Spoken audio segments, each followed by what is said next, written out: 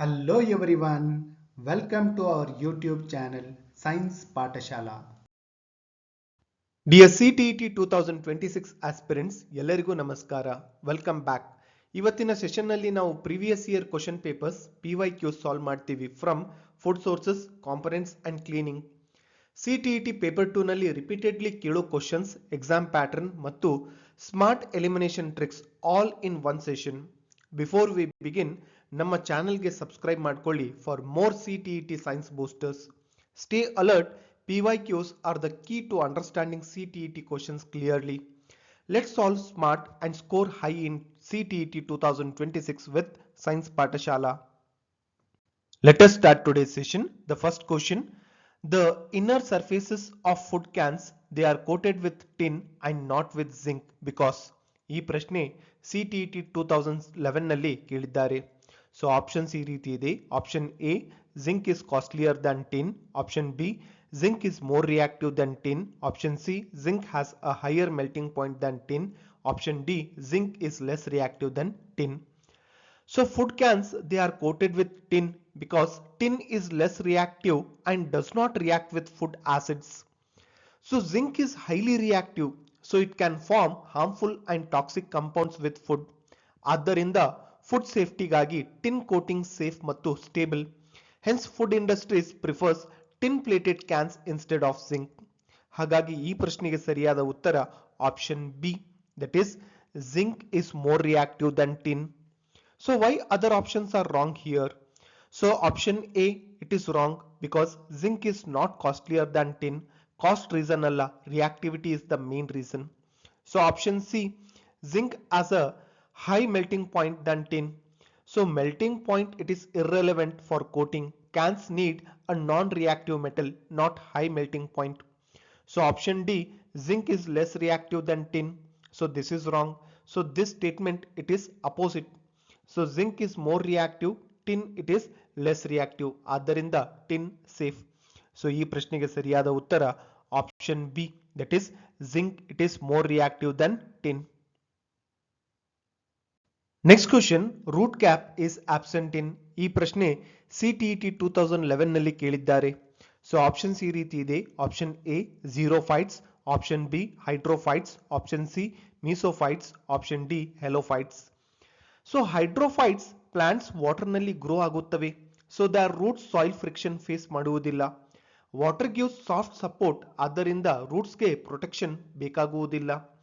So this plants root cap develop ಮಾಡುವುದಿಲ್ಲ because water itself acts as a protection. ಹೀಗಾಗಿ hydrophytes ನಲ್ಲಿ root cap generally absent ಇರ್ತದೆ.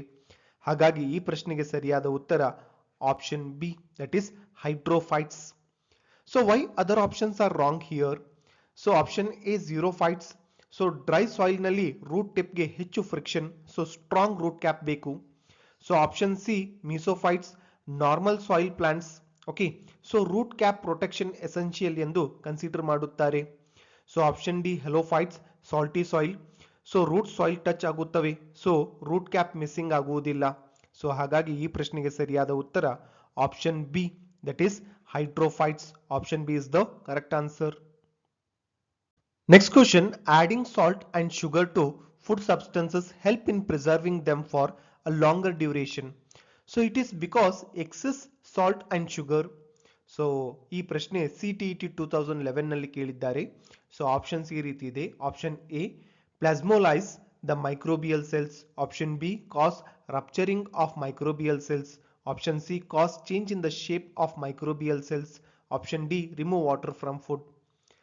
So when excess salt or sugar is added, the surroundings become hypertonic. ಆದ್ದರಿಂದ water microbial cell ಹೊರಗೆ move ಆಗುತ್ತವೆ. So causing plasmolysis. So plasmolysed cell grow ಆಗುವುದಿಲ್ಲ. So food stays fresh for a longer time. ಇದು basic preservation method using osmotic pressure.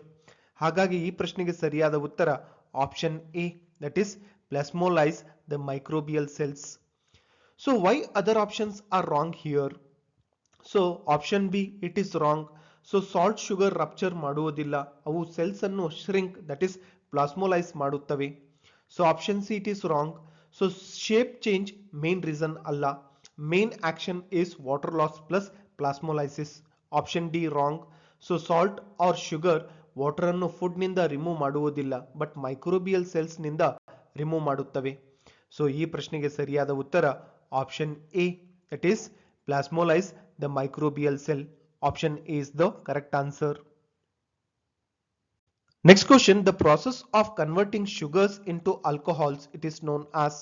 ಈ ಪ್ರಶ್ನೆ CTET January 2012 ನಲ್ಲಿ ಕೇಳಿದ್ದಾರೆ. So options ಈ ರೀತಿ ಇದೆ. Option A sterilisation, option B homogenisation, option C fermentation, option D pasteurisation. So fermentation is the process where sugars convert into alcohol with the help of yeast.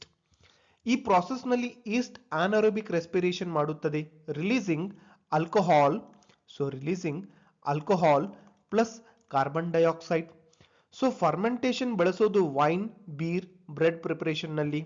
So ಅದೇ ಕಾರಣಕ್ಕೆ sugars alcohol change ಆಗೋ process fermentation ಅಂತ ಕರೀತಾರೆ. So ಹಾಗಾಗಿ ಈ ಪ್ರಶ್ನೆಗೆ ಸರಿಯಾದ ಉತ್ತರ option C, that is fermentation. So why other options are wrong here? So option A sterilisation, ಇದು ಮೈಕ್ರೋಬ್ಸ್ ಕಿಲ್ ಮಾಡುವ ಪ್ರಾಸೆಸ್, ಆಲ್ಕೋಹಾಲ್ ಫಾರ್ಮೇಷನ್ಗೆ ಸಂಬಂಧವಿಲ್ಲ. ಸೊ ಆಪ್ಷನ್ ಬಿ ಹೋಮೋಜಿನೈಸೇಷನ್, ಇದು ಪಾರ್ಟಿಕಲ್ಸ್ ಇವನ್ಲಿ ಮಿಕ್ಸ್ ಮಾಡುವ technique, sugar to alcohol convert ಮಾಡುವುದಿಲ್ಲ. So option D pasteurisation, ಇದು milk or juice heat treatment, alcohol ಪ್ರೊಡಕ್ಷನ್ಗೆ role ಅಲ್ಲ. ಸೊ ಹಾಗಾಗಿ ಈ ಪ್ರಶ್ನೆಗೆ ಸರಿಯಾದ ಉತ್ತರ option C, that is fermentation. Option C is the correct answer. Next question, the crop nutrients available in fertilisers are. ಈ ಪ್ರಶ್ನೆ CTET ನವೆಂಬರ್ 2012 ನಲ್ಲಿ ಕೇಳಿದ್ದಾರೆ. ಆಪ್ಷನ್ಸ್ ಈ ರೀತಿ ಇದೆ. Option A nitrogen, sodium and potassium, option B nitrogen, potassium and iron, option C nitrogen, phosphorus and potassium, option D nitrogen, phosphorus and iron. So fertilizers mainly contain NPK, that is nitrogen, phosphorus and potassium, which are the primary macronutrients for plant growth. So nitrogen help leaf growth, so phosphorus roots and flowers, ಮತ್ತು potassium overall strength and disease resistance ಮಾಡುತ್ತದೆ. So ಆದ್ದರಿಂದ ಎಲ್ಲ fertilisers ನಲ್ಲಿ basic combination NPK ಇರುತ್ತದೆ. So ಇವು ಪ್ಲಾಂಟ್ಸ್ಗೆ essential major nutrients. So ಹಾಗಾಗಿ ಈ ಪ್ರಶ್ನೆಗೆ ಸರಿಯಾದ ಉತ್ತರ option C, that is nitrogen, phosphorus and potassium. Why other options are wrong here? Option A it is wrong. So in A there is presence of sodium. So sodium ಪ್ಲಾಂಟ್ಸ್ಗೆ essential nutrients ಅಲ್ಲ, fertilisers ನಲ್ಲಿ use ಮಾಡುವುದಿಲ್ಲ. So option B, so in option B there is presence of iron. So iron is micronutrient. Okay, fertiliser main nutrient ಅಲ್ಲ. So NPK ಮಾತ್ರ main nutrient. So option D ಒಳಗೆ ಏನಿದೆ, ಐರನ್ ಸೇರಿಸಿದ್ದು ತಪ್ಪು. ಬಿಕಾಸ್ ಫರ್ಟಿಲೈಸರ್ಸ್ NPK ಫೋಕಸ್ ಮಾಡುತ್ತವೆ, iron it is secondary. ಹಾಗಾಗಿ ಈ ಪ್ರಶ್ನೆಗೆ ಸರಿಯಾದ ಉತ್ತರ option C, that is nitrogen, phosphorus and potassium. Option C is the correct answer. Next question, two organisms are best friends and live together. One provides shelter, water and nutrients, while the other prepares and provides food. Such an association of organisms, it is termed as. So ಈ ಪ್ರಶ್ನೆ CTET July 2013 ನಲ್ಲಿ ಕೇಳಿದ್ದಾರೆ. So options ಈ ರೀತಿ ಇದೆ. Option A autotrophy, option B parasitism, option C heterotrophy, option D symbiosis. So symbiosis ಅಂದರೆ ಎರಡು organisms ಒಟ್ಟಾಗಿ ಲಿವ್ ಆಗಿ ಈಚ್ ಅದರ್ಗೆ ಮ್ಯೂಚುವಲ್ ಬೆನಿಫಿಟ್ ಕೊಡೋ ರಿಲೇಶನ್ಶಿಪ್. ಸೊ ಒಂದು ಶೆಲ್ಟರ್, ವಾಟರ್, ನ್ಯೂಟ್ರಿಯೆಂಟ್ಸ್ ಕೊಡುತ್ತದೆ, ಇನ್ನೊಂದು ಫುಡ್ ಪ್ರಿಪೇರ್ ಮಾಡಿ ಶೇರ್ ಮಾಡುತ್ತದೆ. ಇದು ಬೆಸ್ಟ್ ಫ್ರೆಂಡ್ಸ್ ಟೈಪ್ ರಿಲೇಶನ್ಶಿಪ್, ಯಾರೂ ಹಾನಿ ಮಾಡುವುದಿಲ್ಲ, ಬೋತ್ ಗೇನ್. ಆದ್ದರಿಂದ ಈ ಟೈಪ್ ಅಸೋಸಿಯೇಷನ್ ಅನ್ನು ನಾವು ಸಿಂಬಯೋಟಿಕ್ ಅಸೋಸಿಯೇಷನ್ ಎಂದು ಕರೆಯುತ್ತೇವೆ. ಹಾಗಾಗಿ ಈ ಪ್ರಶ್ನೆಗೆ ಸರಿಯಾದ ಉತ್ತರ option D, that is symbiosis. So why other options are wrong here? So option A autotrophy, ಇದು self food preparation, two organism relationship ಅಲ್ಲ. So option B parasitism, so ಇಲ್ಲಿ ಒನ್ ಆರ್ಗಾನಿಸಮ್ ಹಾರ್ಮ್ ಮಾಡುತ್ತದೆ, ಮ್ಯೂಚುವಲ್ ಬೆನಿಫಿಟ್ ಇಲ್ಲ. So option C heterotrophy, ಇದು food from other concepts but friendship type association ಅಲ್ಲ. ಹಾಗಾಗಿ ಈ ಪ್ರಶ್ನೆಗೆ ಸರಿಯಾದ ಉತ್ತರ option D, that is symbiosis. Option D is the correct answer. Next question, select from the following a set of kharif crops. So this question was asked in CTET July 2013.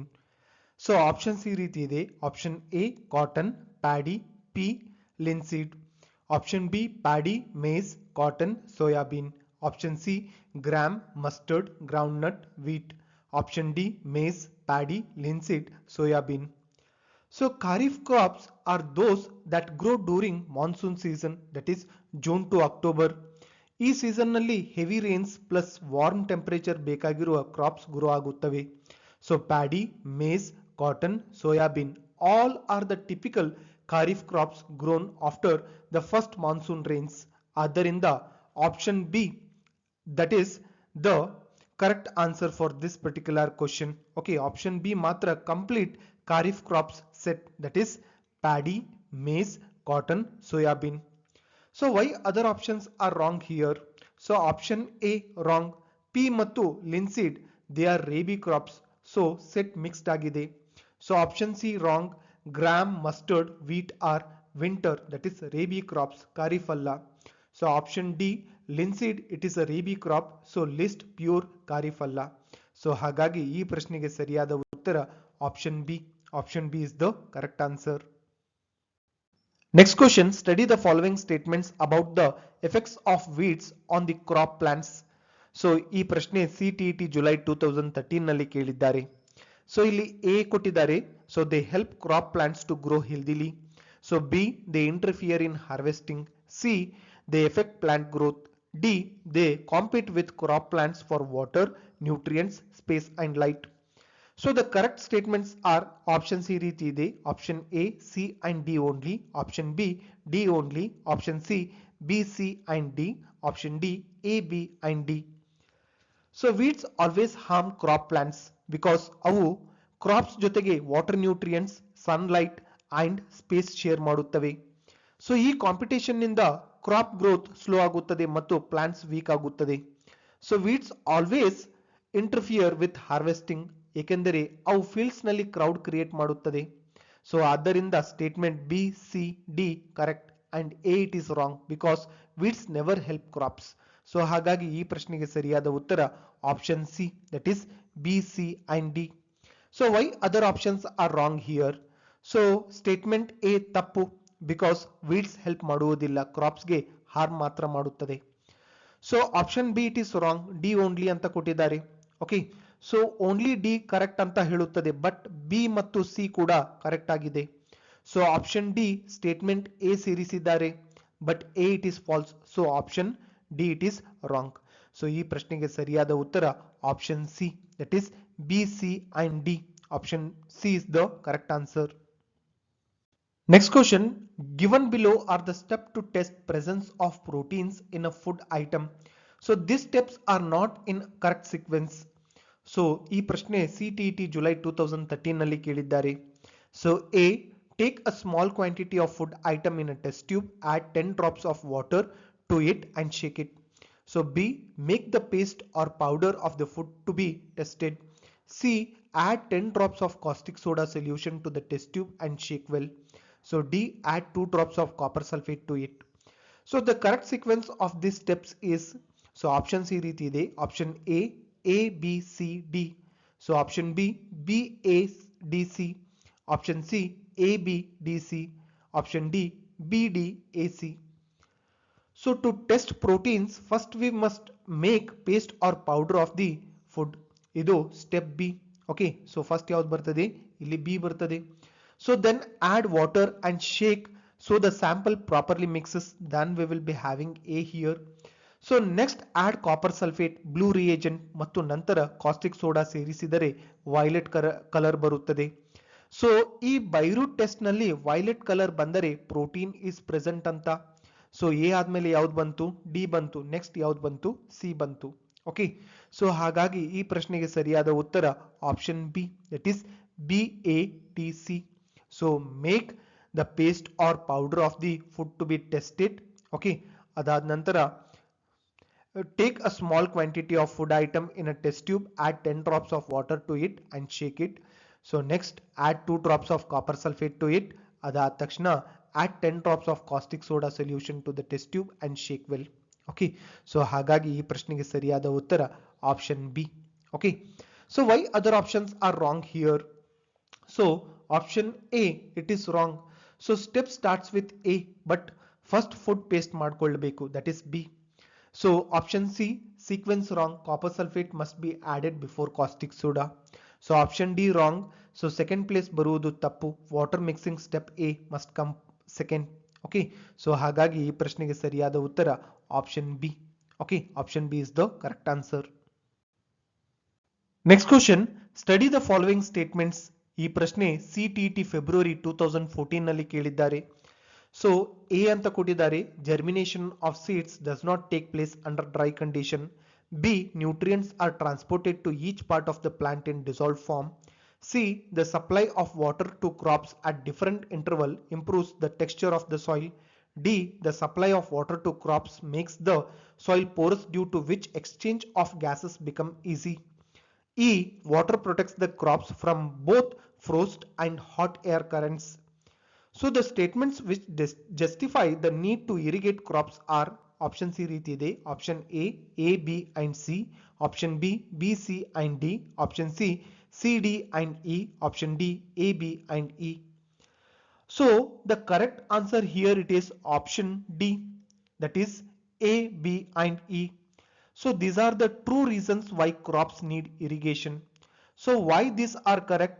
So A ಏನು ಹೇಳ್ತದೆ, seeds cannot germinate in dry conditions, so water it is essential. ಅಂದರೆ germination ಗೆ ನೀರು must and should ಬೇಕು. So B, nutrients move in dissolved form, so plants need water for transport. Plants nutrient absorb ಮಾಡಲು ನೀರು ಬೇಕು. So E, water protects crops from frost and hot winds, giving temperature safety. Extreme climate ನಲ್ಲಿ water protection ಕೊಡುತ್ತದೆ. ಆದ್ದರಿಂದ A, B, E are the real reasons that justify need for irrigation. ಹಾಗಾಗಿ ಈ ಪ್ರಶ್ನೆಗೆ ಸರಿಯಾದ ಉತ್ತರ option D. So why other statements are not correct for need of irrigation? So C wrong. So soil texture improve ಆಗೋದು secondary effect, but irrigation need explain ಮಾಡುವ main reason ಅಲ್ಲ. So D wrong. So soil porous ಆಗೋದು true, but irrigation necessity justify ಮಾಡುವ core reason ಅಲ್ಲ. So it's a side benefit. ಹಾಗಾಗಿ ಈ ಪ್ರಶ್ನೆಗೆ ಸರಿಯಾದ ಉತ್ತರ option D, that is A, B and E. Option D is the correct answer. Next question, cereals such as wheat and gram are grown in an area. The soil of the area must be. ಈ ಪ್ರಶ್ನೆ CTET September 2014 ನಲ್ಲಿ ಕೇಳಿದ್ದಾರೆ. Option C ರೀತಿ ಇದೆ, option A both loamy and sandy, option B clayey, option C both sandy and clayey, option D both clayey and loamy. So wheat ಮತ್ತು gram grow ಆಗೋ best soil types are clayey and loamy. So ಯಾವುದು? So that is clayey and loamy soils. Okay, so wheat ಮತ್ತು gram grow ಆಗುವ best soil types ಯಾವ್ಯಾವುದು? That is clayey and loamy soils, because ಇವು ಇಬ್ಬರ qualities combine ಆಗುತ್ತದೆ. So loamy soil gives good aeration and drainage, ಆದರೆ ಕ್ಲೇಯಿ soil nutrient rich ಆಗಿ ಪ್ಲಾಂಟ್ಸ್ಗೆ strength ಕೊಡುತ್ತದೆ. ಈ ಕಾಂಬಿನೇಷನ್ ಕ್ರಾಪ್ಸ್ಗೆ water holding plus nutrients plus proper texture provide ಮಾಡುತ್ತದೆ. ಆದ್ದರಿಂದ ಸೀರಿಯಲ್ಸ್ ಅಂಡ್ ಪಲ್ಸಸ್ ಕಲ್ಟಿವೇಶನ್ಗೆ clayey and loamy soil it is perfect. ಹಾಗಾಗಿ ಈ ಪ್ರಶ್ನೆಗೆ ಸರಿಯಾದ ಉತ್ತರ option D, that is both clayey and loamy. So why other options are wrong here? Option A wrong. Sandy soil nutrients hold ಮಾಡುವುದಿಲ್ಲ, so cereals grow poorly. So option B wrong. Pure clayey soil too sticky, ರೂಟ್ಸ್ಗೆ air ಕಡಿಮೆ ಸಿಗುತ್ತದೆ. Option C wrong. Sandy plus clayey mix balance texture ನೀಡುವುದಿಲ್ಲ, ಕ್ರಾಪ್ಸ್ಗೆ suitable ಅಲ್ಲ. ಹಾಗಾಗಿ ಈ ಪ್ರಶ್ನೆಗೆ ಸರಿಯಾದ ಉತ್ತರ option D, that is both clayey and loamy. Option D is the correct answer. So friends, ಇವತ್ತಿನ PYQ ಸಾಲ್ವಿಂಗ್ ಸೆಷನ್ ನಿಮಗೆ food sources, components and cleaning topic ನ ಸಿಟಿಇಟಿ ಕ್ವಶನ್ ಪ್ಯಾಟರ್ನ್ಸ್ ಕ್ಲಿಯರ್ಲಿ ಅರ್ಥ ಮಾಡಿಸಿರಬೇಕು. ಪ್ರಿವಿಯಸ್ ಇಯರ್ ಕ್ವಶನ್ಸ್ ಪ್ರಾಕ್ಟೀಸ್ ಅಂದರೆ concepts apply ಮಾಡೋ clarity, repeated questions identify ಮಾಡೋ confidence, paper to scoring improve ಆಗೋ smart method. ಈ ಟಾಪಿಕ್ ನ ಪಾರ್ಟ್ 3 ಸೆಷನ್ ಕೂಡ ಆದಷ್ಟು ಬೇಗ ಅಪ್ಲೋಡ್ ಮಾಡ್ತೀವಿ. ಅಲ್ಲಿಯೂ ಓನ್ಲಿ PYQ ಸಾಲ್ವ್ ಮಾಡ್ತೀವಿ for more exam oriented practice. So session useful ಅನ್ಸಿದರೆ ಲೈಕ್ ಮಾಡಿ, ಶೇರ್ ಮಾಡಿ ಮತ್ತು ಪಾರ್ಟ್ 3 ಮಿಸ್ ಆಗಬಾರ್ದಂದ್ರೆ ನಮ್ಮ ಚಾನಲ್ಗೆ ಸಬ್ಸ್ಕ್ರೈಬ್ ಮಾಡ್ಕೊಳ್ಳಿ. All the best for CTET 2026. Keep practicing, keep improving. Thank you for watching Science Patashala.